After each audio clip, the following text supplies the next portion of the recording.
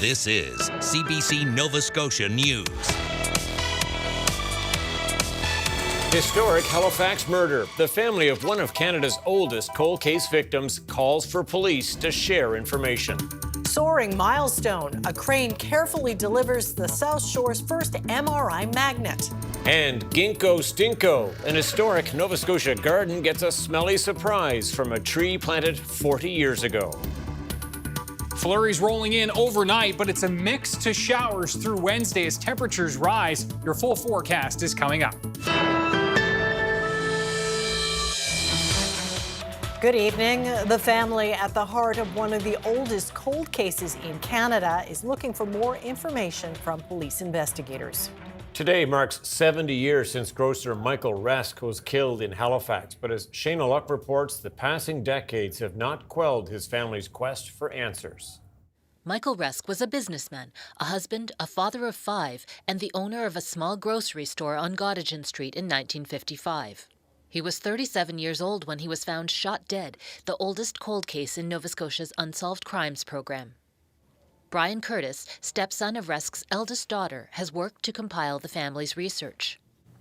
The motives, nobody could figure it out because everybody knew Mike and everybody liked Mike. He was joyful, from what I understand. For decades, the Resk family have kept records of his life, his birth certificate, his service in the Canadian Navy, alongside newspaper clippings, slowly marking the decades slipping by.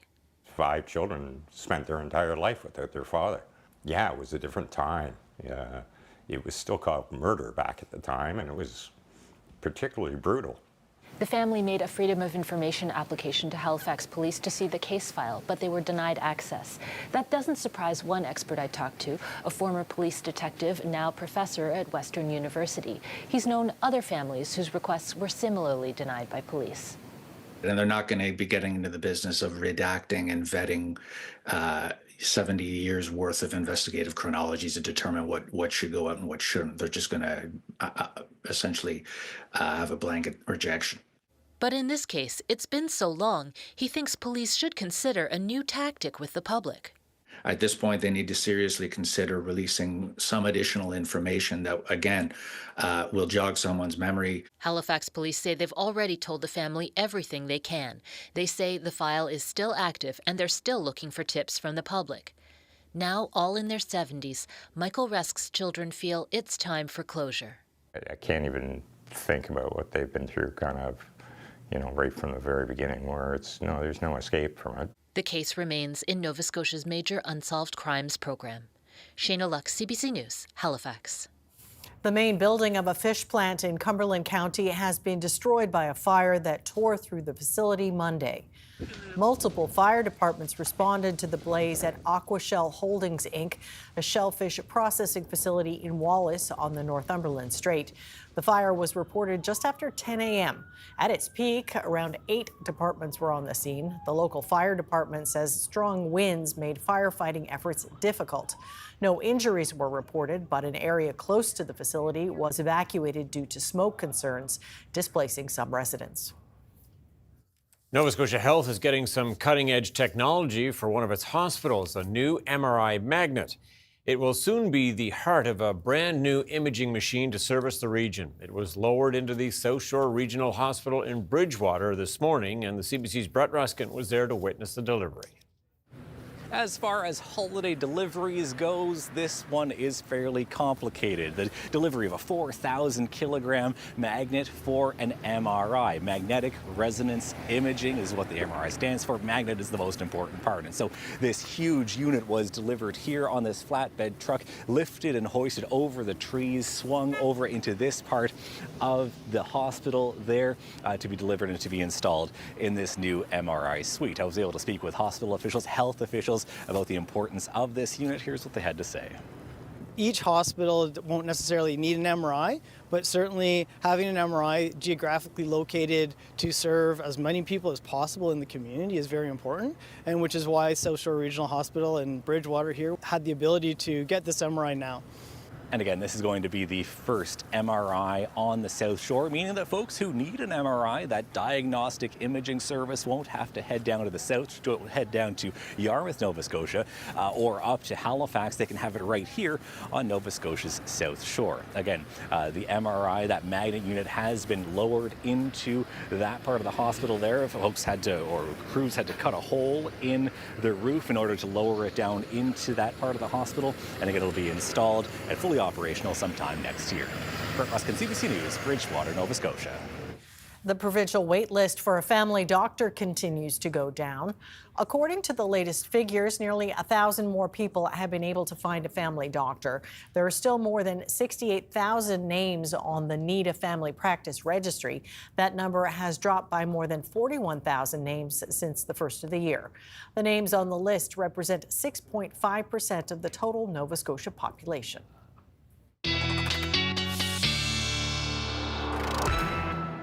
All right, and the latest on the weather forecast now from Ryan Snoddon. Yes, and the temperature up and down. Yeah, that's right. And up is where we're heading into the midweek time frame, which will be nice. As we can see here, temperatures on Wednesday, 2 to 5 degrees. Most of us in that 3 and 4 range. And yeah, we are going to be seeing some flurries in the morning, mixing to showers, though, as those temperatures do rise. Let's look at the quick timeline here, and you can see on the leading edge of this next system, it is a little bit of flurry action, enough for a trace to even a couple of centimeters. Places like the Annapolis Valley, Colchester, Cumberland, Pictou, and into Antigonish, and certainly northern Cape Breton are going to be the best chances along the northern part of the province to pick up a couple of slushy centimeters during the morning on Wednesday, which may impact the commute, so a heads up on that. It's a pretty quick mix to showers along the Atlantic coastline. And then we will all mix to a couple of showers. Temperatures rising further into Wednesday night and Thursday. And yes, a wet shot on Thursday with temperatures rising into the mid to high single digits. It will, of course, all fall back down again into the weekend. We'll talk about that coming up. As it All does. right. Thanks, Ryan. Thanks, Ryan. Thank you. Halifax is considering changes to modernize the city's taxi system and have the same rules apply to both taxis and ride-hail drivers. With the new changes, taxi operators could suggest their own rates rather than the current system where council sets them once a year. Taxi fares could also vary based on the day or certain hour, but not for special events or weather. Meanwhile, drivers for ride-hail apps like Uber or Lyft would be licensed individually by Halifax for the first time, matching the rules for taxi drivers. Right now, Halifax does not know whether ride-hail drivers have the proper background checks because those are handled by the Transportation Network Companies, or TNCs. Uber is against that move. If a system is working safely, efficiently, and with strong oversight, why are we replacing it with a process that it is demonstrably slower, more expensive, and more bureaucratic? I think, the TNCs and the taxis should be as much on the same level playing field as possible, and they're not right now. So generally, I'm supportive of what we're looking at here. The city's Transportation Committee has sent the new rules to Regional Council for final approval. Ottawa's Parliamentary Budget Office has released findings on the cost of lowering the tolls on the Confederation Bridge and the price of the Nova Scotia PEI ferry. This comes after the Carney government dropped all bridge and ferry charges this summer to $20 for the bridge and reduced all ferry fares by 50%.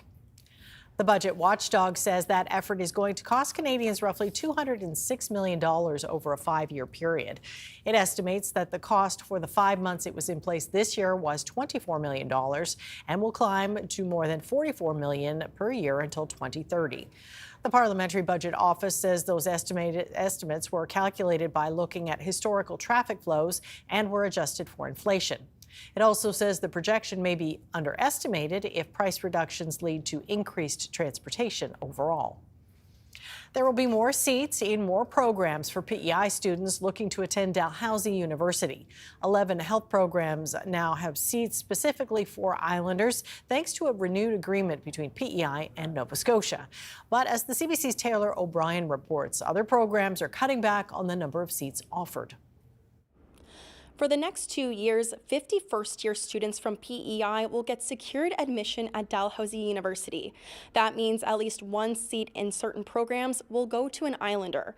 The province says it's one way to get students into specialized healthcare programs that are not offered here.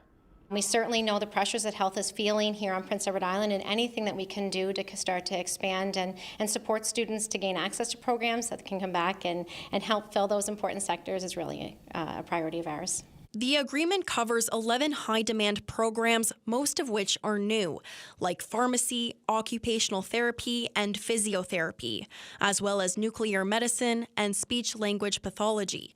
Dentistry was covered under a previous agreement which ended in the spring.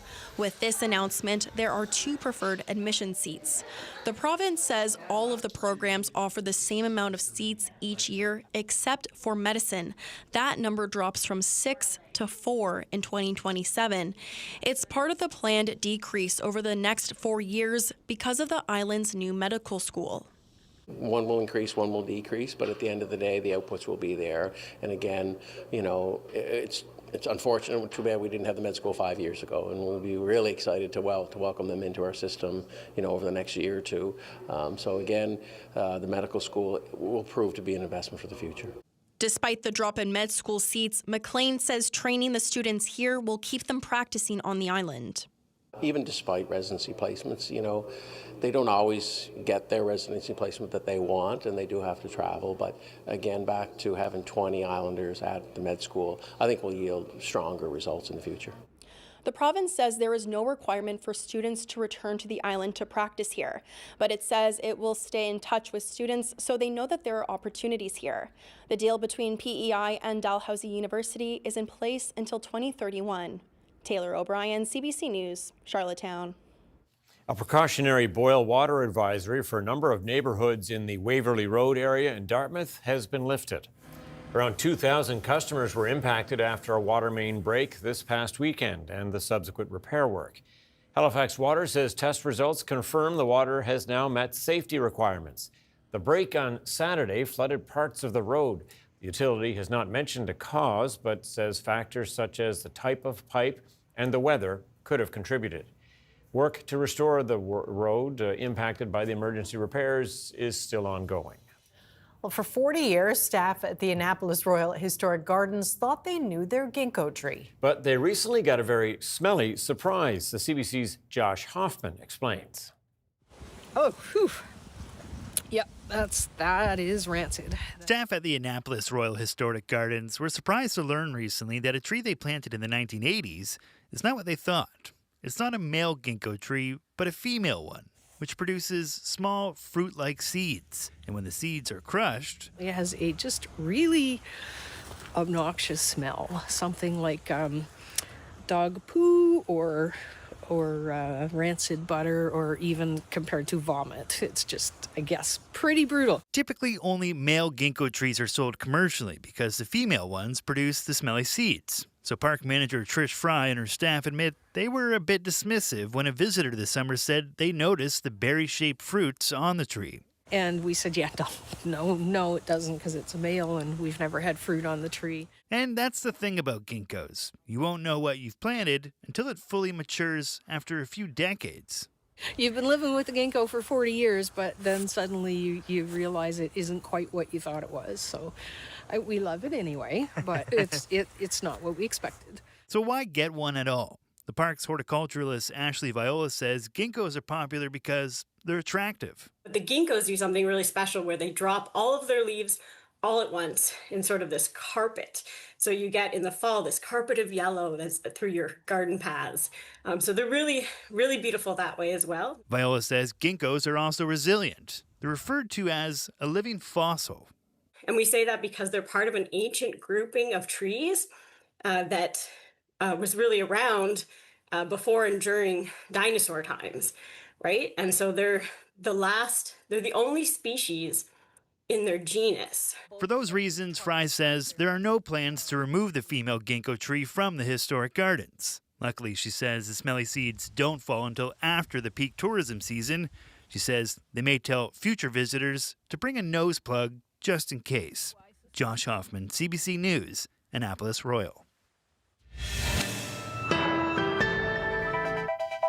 I don't know. Do you want a ginkgo tree? Don't think I'm going to Maybe risk not. planting a ginkgo tree. Exactly.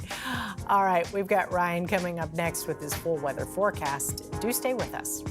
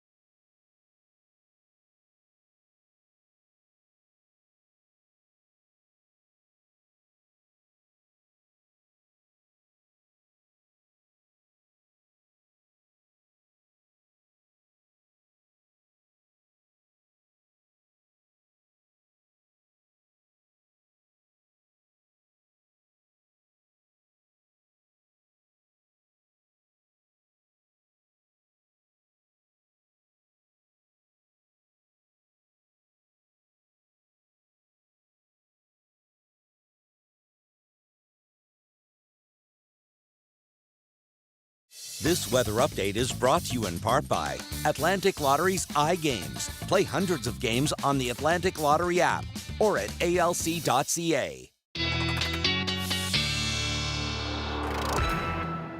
Well, yeah, it's been chilly, to say the least. But for those who are bothered by that, there's a warm-up on the way. There's hope on the way. And some good news for the dirty cars out there, too, right? Yeah, that's right. A little bit of rain, maybe not enough to wash all of the dirt off because it is caked. It sure is. Salt is caked on right now. Yeah, lots of dirty vehicles. Have a look at our current temperatures first and foremost. There's where we are right now. Minus double digits already. Colchester, Cumberland, Antigonish, that Collegeville station, which is inland, down to minus 14 already. It's minus 7 at Caribou Point along the Northumberland Strait. We're at minus 6 in Halifax. We're at 0 at Bacaro and minus 3 at Yarmouth. So temperatures already starting to bump up there in that southwest flow, and we will be likely dropping a little bit as we move our way for the next couple of hours, but then the temperature rise overnight. We'll time that out. There are your wind chills, feeling minus double digits in teens. Weather systems map, been seeing still a few straggling bands of flurries for northern Cape Breton. Highlands off to a fantastic start this winter season. There's the area of high pressure, which is rolling to the south and east, opening the door for this next system, which has prompted snowfall warnings from southern Ontario into northern New Brunswick. And we will be looking at, yes, a little bit of snow on the leading edge of this one, but generally for us, nothing to write home about. Minus 30 in Whitehorse, 10 in Vancouver, but the cold air is very much in place for Alberta eastward rather, here into the Maritimes. There are the temperatures for tonight. So -8, -9 for Cape Breton, minus double digits for most. And again, Yarmouth around -3, southwest winds 20 gusting 40. We'll see some gusts to 60 for the Tri-County area overnight tonight. And yeah, so those temperatures will continue to be mild in through the southwest with that southwest flow. And note that the wind's a little bit gustier there as well. There are those gusts in the 50 to 60 range. Note even by 7 a.m. tomorrow morning, some showers mixing in Digby, Yarmouth, Shelburne, along the Atlantic coastline, at least likely wet flakes. The potential for some light accumulation here, northern areas, the Cape Breton, the Annapolis Valley, Colchester, Cumberland, and into Cape Breton for the Highlands. That's where we have our best chance of seeing, say, 2 centimeters locally, trace to a couple centimeters, just enough to make things slick for that Wednesday morning commute. Really not a whole lot in the way of precipitation here coming in with this little wave. We'll actually see some sunny breaks moving into the afternoon. If you're traveling on Wednesday, some accumulating snow building in through New Brunswick here with this one, 10 to 20 centimeters for the northern half of the province there, maybe even a little bit more. Temperatures for tomorrow, 2, 3, 4, 5 degrees. 5 degrees. Winds go from southwest to west. Gustier in the morning with that southwest wind, tapering with gusts just 30 to 40 as the winds shift to west into the afternoon. The wind chill values tomorrow morning, certainly a bit of a factor, feeling -2 to -4 in the south and west, -6 to 8, and minus double digits in through the Cape Breton region. Thursday, look at the temperatures here, 6, 7, 8, 9 degrees, so it is going to feel balmy compared to where we have been to start December here. And with that shower activity, and we'll time that out, it looks like totals aren't really going to be as much as we were thinking, say, a couple of days ago. The bulk of that wet weather is going to be passing offshore. Could get into some 10 to 20 millimeter pockets here for eastern parts. Also a bit of an onshore flow in through Cobequid Bay, places like Parsboro and Truro perhaps, but most of us, I think, are going to be in the 5 to 10 millimeter range. So we'd be hoping for a little bit more. Of course, we're still trying to dig our way out of the deficit, and the rainfall deficit. I know you snow lovers aren't wanting this rain. There is the bulk of the wet weather passing to the south and east. We're into a little bit Thursday morning, a break into the afternoon, some sunny breaks possible, and then the cold air wraps back in. Onshore flurries and the risk for snow squalls for Friday as the cold air settles back in place very much so. Highs -3 to -5 on Friday. We're just near the freezing mark on Saturday. Looks quiet. And then the possibility of some snow Sunday afternoon, Sunday evening, overnight. But that one is still a lot of uncertainty with that. We'll keep an eye on it. Okay, Yep. Thanks so much, Ryan. Thanks, Thank Ryan.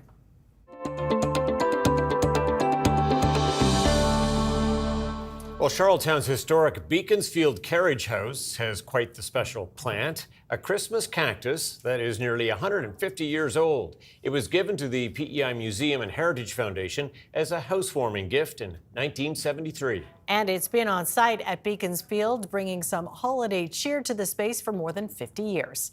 The site manager says most of these plants bloom once a year for a couple of months, but this one is a bit different. Have a look.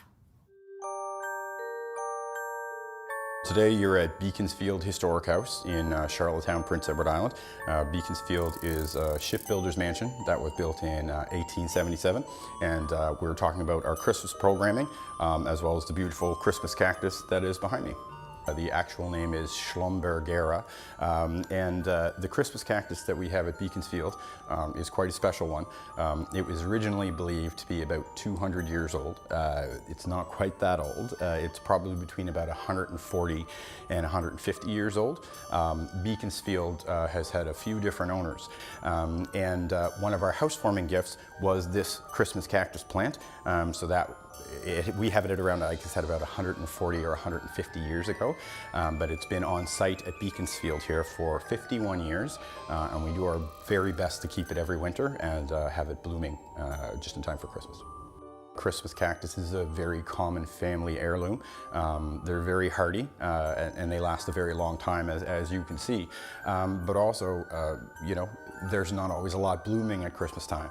It is a great fear in my life that I'm going to be the one who does something to harm this plant. And we, you know, every once in a while we have an issue with the house, but we have, I think at this point, probably around 12 or 13 around the home, as well as some in the gift shop for sale. And all of them are trimmings from the original plant. So technically they're all about 150 years old.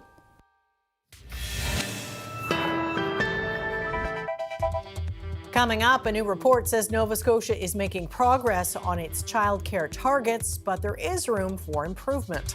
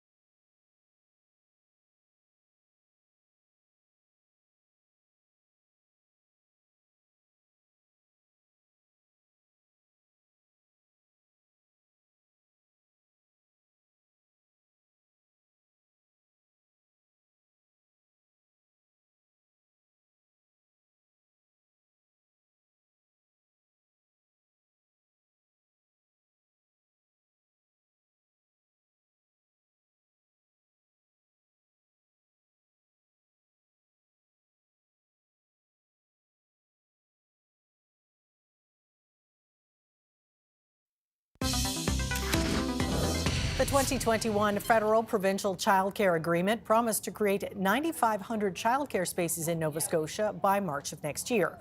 But a new report says demand still outstrips supply.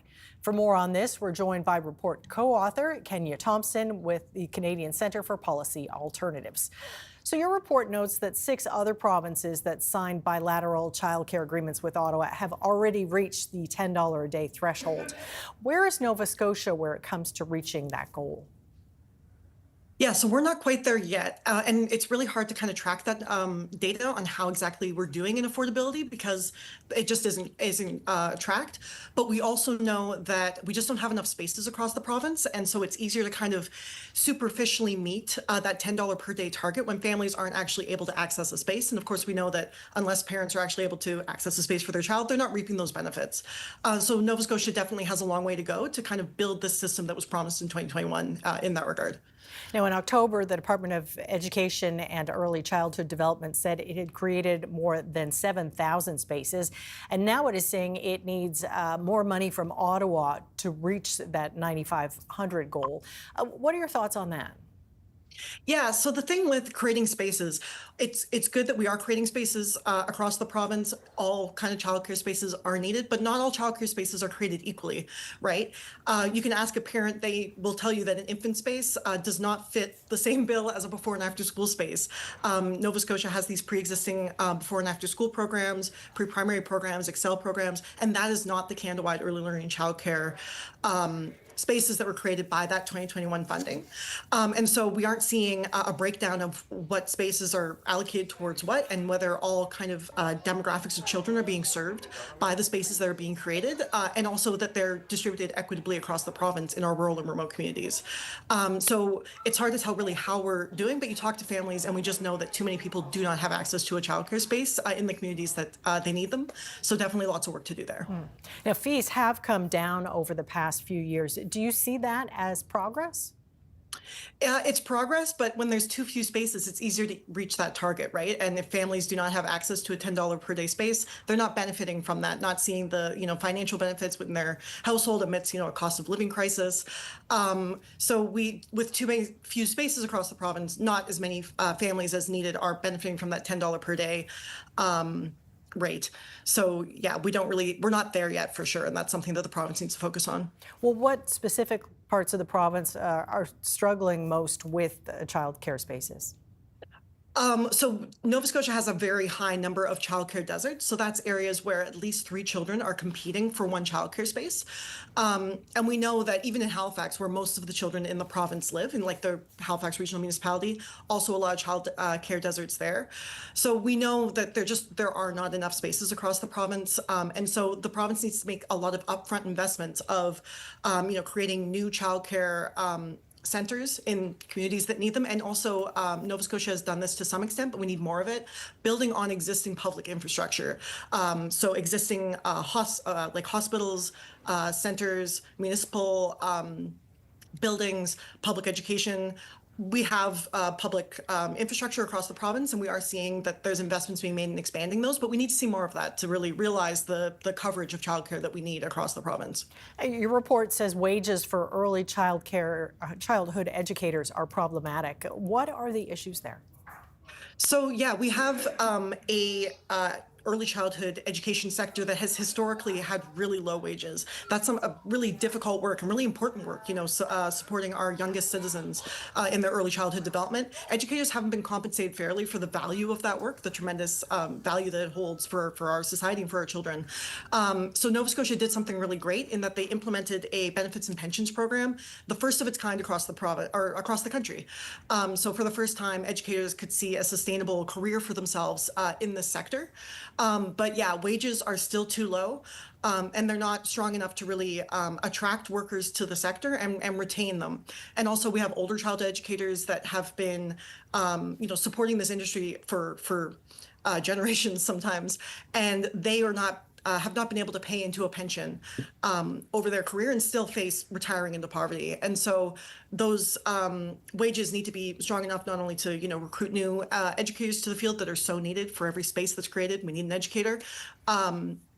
But yeah, we just need stronger wages to stabilize the sector that is just absolutely the bedrock, the foundation of implementing a successful childcare system across the province.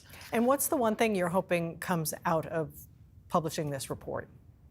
Just that the province recognizes the tremendous opportunity that's before them with this funding from the 2021 agreement, and that was recently renewed. This tremendous opportunity to make an investment in the future of our province. We know that every dollar invested in childcare comes back in spades, at least $3-4. Research estimates goes back to the economy. So it makes good economic sense, and it's good for families. It's good for women to participate in the workforce and have that economic security. It's good for families amidst the cost of living crisis that we're facing now, the housing crisis. It's not, there's a lot of challenges facing families, and this is a really awesome opportunity for the province to support families throughout Nova Scotia. All right, we'll have to leave it there. Thank you very much for your time. We appreciate it. Thank you so much. Coming up, travel disruptions. Air Transat ramps up its flight cancellations as the pilot strike deadline nears. And Canadian homecoming. Indigenous items returned by the Vatican are unveiled at a museum in Gatineau, Quebec.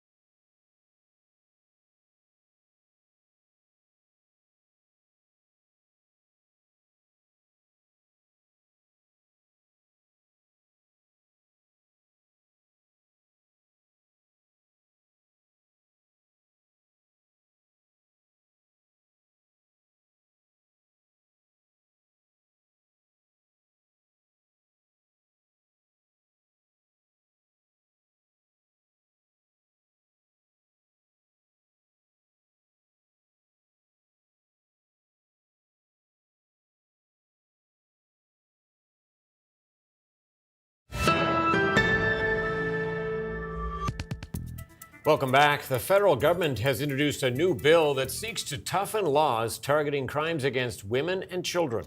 It's being touted as one of the most consequential set of changes to the criminal code in decades. The CBC's Kate McKenna has the details from Ottawa. Canada's Justice Minister ushering in a sweeping piece of legislation aimed at helping victims. It's clear that public safety has become a major priority for the Government of Canada. And of course, that responds to the fact that public safety is a major priority for Canadians.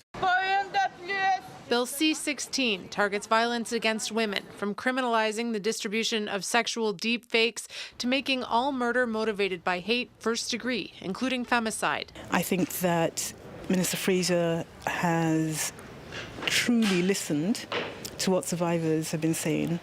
I think that the bill, it's very broad, but it has systematically addressed every aspect of the work that needs to be done to actually start the work of eradicating gender-based violence. The bill would also crack down on online sextortion targeting kids. It would create an offense of recruiting youth into crime and would also strengthen mandatory minimum sentences for child sexual offenses. What we are seeing today is unlike anything we have faced before. Reports of online sexual luring targeting Canadian children have surged to unprecedented levels. The Justice Minister also says Ottawa will restore more than a dozen mandatory minimum sentences already ruled unconstitutional, but this time allowing some judicial discretion. What we've seen in the decisions that the Supreme Court has made that have struck down routinely each of the mandatory minimums is that there was no provision to recognize that there may be circumstances where the penalty would be grossly disproportionate. The bill also issues new guidance for how courts should deal with long waits for trials, requiring them to look at other options before ending a case due to delays. Kate McKenna, CBC News, Ottawa. The clock is ticking down to a possible strike at Air Transat, and customers are urged to watch their email and the company's website closely in case their flight is canceled. The Canadian airline, which mostly services vacation destinations, cut a second wave of flights ahead of a possible walkout by pilots early tomorrow morning. The CBC's Jennifer Legrassa reports. As the clock ticks down towards a strike deadline for Air Transat pilots, travelers are on edge. So right now, we're in limbo. Amélie Hérault-Gauthier and her partner are planning to get married in Cancun on Monday, but a possible strike puts those plans in jeopardy. We don't know if the strike will be happening. We know nothing. Air Transat has already canceled more than a dozen flights, while some have been added to bring travelers home so they aren't stuck if pilots do decide to walk off the job. But the airline could ground all planes Wednesday if an agreement isn't reached. The Airline Pilots Association and Air Transat have been in talks for nearly a year to replace their 2015 agreement. The union says it's asking for wage increases, better benefits, and job security. Air Transat is in an impossible situation. This is the high season for airlines. The airline is in the hole millions of dollars from the pandemic and overall economic uncertainty. Industry experts say it's unlikely they can afford to increase pay, but they also can't afford a strike. This is where Canadians are traveling south, and it's where they make the majority of their money. So from a union perspective, it is the place that, it kind of makes sense to go out, and it's going to put the most pressure on the airline to create a deal. In a statement, Air Transat said it has put forward improved offers, along with significant concessions. The union, meanwhile, says they're committed to getting a fair contract that will bring stability to our pilots and our airline. As for Hérault-Gauthier, about $10,000 of her destination wedding is non-refundable. So if her trip gets canceled, she plans to rebook with another airline, but isn't sure her guests can afford to do the same. If not, then no problem. It's just going to be me and my fiance getting married in Mexico. If a deal isn't reached, Air Transat pilots could walk off the job at 3 a.m. Eastern Wednesday. Jennifer Legrassa, CBC News, Toronto. Israel's parliament is considering some controversial new legislation that would see ultra-Orthodox Jews drafted to serve in the military. It's an issue that is creating division within the country, fueling fierce debate and angry protests. The CBC's Tom Perry reports from Jerusalem. The latest clash between Israeli police and ultra-Orthodox Israeli Jews. This time blocking a highway and busy intersection near Tel Aviv. A protest against the Israeli government forcing them into mandatory military service. Well, none of us are going to go to the army. We're hell-bent. There's no way in the world we're going to go to the army. From other Israelis, though, an angry response. Some, like Matan Levi, who has served in the military as required by law, question why the ultra-Orthodox should get a pass. I mean, it's unfair, but I can't do anything about it. It's been like that since the country was founded back in 1948, so. Demonstrations like this are not uncommon. They've been happening ever since the government started talking about drafting ultra-Orthodox Israelis into the army. It's a sign of just how divisive this issue has become. Israeli Prime Minister Benjamin Netanyahu says proposed new legislation drafted after a high court ruling last year ended the military exemption for ultra-Orthodox Jews will bring a wave of new recruits. The opposition says Netanyahu has watered down his bill to hold on to support from ultra-Orthodox political parties and stay in power. The legislation is promoted in order to allow them not to join the army. Ultra-Orthodox Jews have been exempted from military service so they can study the Torah full-time at yeshiva, Jewish religious school. At this yeshiva in Jerusalem, Rabbi Yitzhak Goldstein worries about this dispute driving Israelis apart. This can kill the country, can kill the nation. The second temple was destroyed and the Jewish nation fought between each other. This fight far from over, a smoldering debate over politics, tradition, and religion. Tom Perry, CBC News, Jerusalem. Ukraine's president is in Italy as he tries to rally European support for his country. Thank you very much. Volodymyr Zelensky met with Pope Leo at the papal residence and informed him of the latest U.S. plan to end the war. He says they also discussed ongoing efforts to bring back Ukrainian children abducted by Russia. When pressed about the U.S. proposal, Zelensky strongly rejected the idea of giving up Ukrainian territory. He said he didn't have the legal, constitutional, or moral right to cede any land to the invading Russian forces. Police say they have dismantled a violent criminal group operating in Ontario and Quebec that was responsible for everything from robberies and carjackings, even murder. The crime network has been particularly concerning to investigators because young teens were allegedly recruited to take part. The CBC's Jamie Strachan has the details, but a warning, viewers may find some of the video disturbing. The violence brazen and reckless, and now police say part of an organized criminal network in Ontario and Quebec. These suspects certainly did not discriminate. They showed complete disregard for the value of human life, and they left hundreds of victims in their wake. To underscore the point, police releasing these stunning videos showing a shooting into a crowded hospital emergency room, store windows smashed, employees shot during armed robberies, a man gunned down in his driveway. Not random gang violence, police say, but planned mayhem that happened over the course of a year. This was not a traditional street gang, but rather a coalition of adult men from different groups and locations who would align themselves for profit-motivated violence. In what they've dubbed Project Wrangler, 13 people have been arrested, 150 charges laid, mostly against men in their late teens and early 20s, but police say teens as young as 14 were involved. The group recruited and exploited younger individuals, using them as drivers and lookouts, and in some cases using them directly in the criminal activity themselves. Part of a trend of increasingly violent crimes being committed by younger people. 15 years ago, we supported a lot of young people that were, maybe committing, petty acts of mischief. The pendulum has swung way the opposite way. They're being groomed in real time through their phones. Those who deal with these kinds of cases say young recruits are easy to manipulate and face little punishment if caught. The jobs oftentimes begin smaller and then they progress. And oftentimes what ends up happening is that a young person finds themselves in a situation where either they have to prove themselves or perhaps they find that perhaps, they got in too deep. Police point out another common theme too. Nearly all of those charged were out on bail. Jamie Strachan, CBC News, Toronto. A new national survey shows more Canadians are finding family doctors. But timely care and access for all remains a real challenge. Christine Birak reports.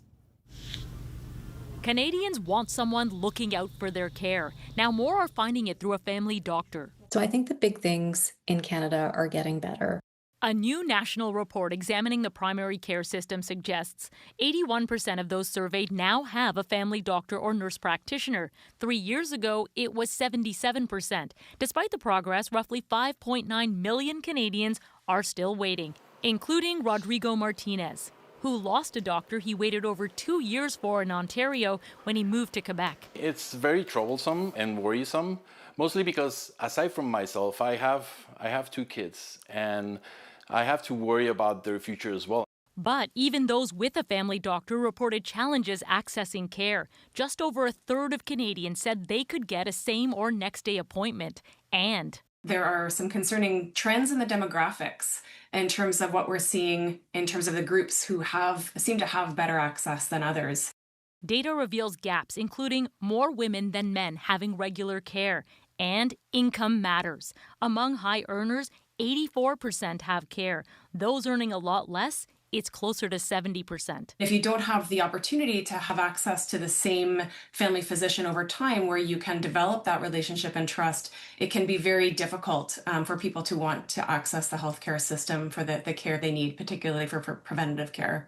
The survey also found 11% of those without a doctor paid out of pocket for appointments, something that shouldn't be happening under the Canada Health Act. This is something that should be publicly covered. So to me, this is a real indication that we need to do better. While provinces like Ontario, Manitoba, and Nova Scotia are now investing in team-based care to take on more patients, Canadians surveyed gave the primary care system overall 3 stars out of 10.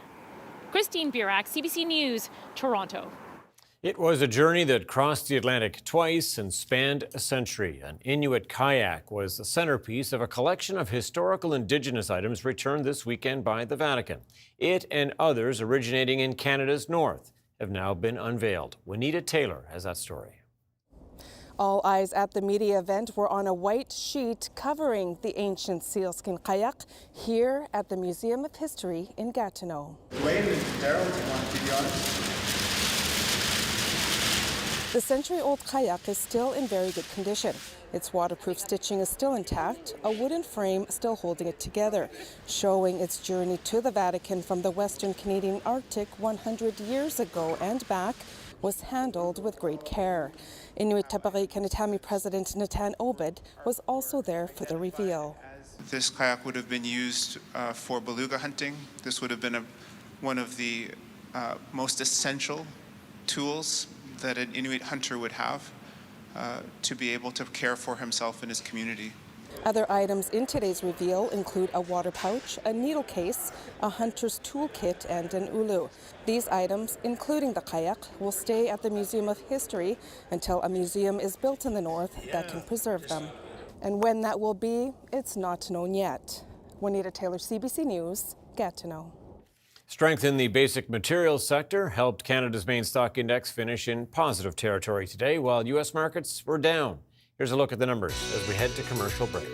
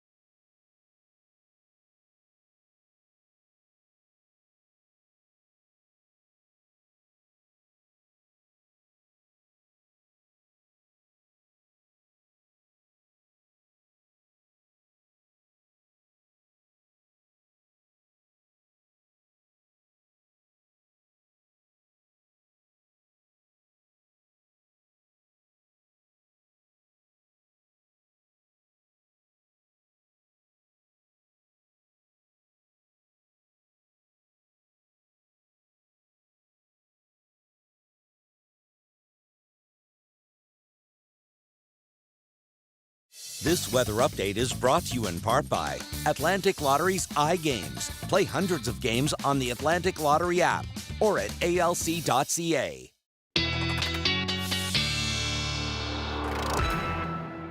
Well, sometimes you get those up and down temperatures, and we're in that phase now for sure. Definitely the roller coaster ride. Yeah, which is typically what we see for the month of December. It has been colder than average for sure, and unusual to be so sustained cold to start the month of December. But yeah, we have been feeling it. Have a look at our weather picture of the day, and yeah, a snowy scene yet again. This one from Richmond, and Wade It is pretty. Redmond saying he just loves this time of year, loves winter. The moon, you can almost see this to the very top right of your screen there. Yeah, so it's a beautiful shot. Thanks to Wayne for sharing this. Always appreciate the updates from your neck of the woods, Wayne. Ryan's picks at cbc.ca. 2, 3, 4, 5 degrees on the plus side, so not so good for the snow lovers tomorrow, as we will start to see some of that snow melting away in those warm temps. Some snow on the leading edge, including up towards Richmond area. We could see a couple of centimeters, but overall, not really too much. And then we are looking at Thursday, temperatures rising even further, 6, 7, 8 degrees, 9 degrees in through the east, with those southerly winds continuing and even a little bit of sun breaking in by Thursday afternoon. So that first little wave that's coming through overnight into tomorrow, a bit of a break into Wednesday afternoon, and then that secondary push coming in. Most of the wet weather tracking offshore, but we are certainly into enough of that wet weather that I think we'll see 5 to 10 millimeters for most of us. Some lingering showers Thursday afternoon, and then that low wrapping in that colder air from the interior. And we are looking at, indeed, those temps to drop right back on Friday. Highs of -4. We're near the freezing mark on Saturday, and still keeping an eye on that late Sunday into Monday system. Some forecast models showing a pretty good shot, some almost none at all. So we'll keep you posted on that. All right, much appreciated. Thanks, Ryan. Well, one of the world's most popular dog breeds turned out in huge numbers yesterday at a park in Buenos Aires. This is a look at the record-breaking effort to gather the highest number of golden retrievers in one place. Nearly 2,400 of them got together to set the new mark. Cute, aren't they? Yep. The event was organized by a 28-year-old actor and golden retriever influencer who called this a historic event. The previous record for most golden retrievers in one place was set last year in Vancouver with nearly 1,700 pooches. What a great place to be. Good time had by all, by the looks of it. That's it for us tonight. Thanks so much for watching. We'll see you next time. Good night. Good night.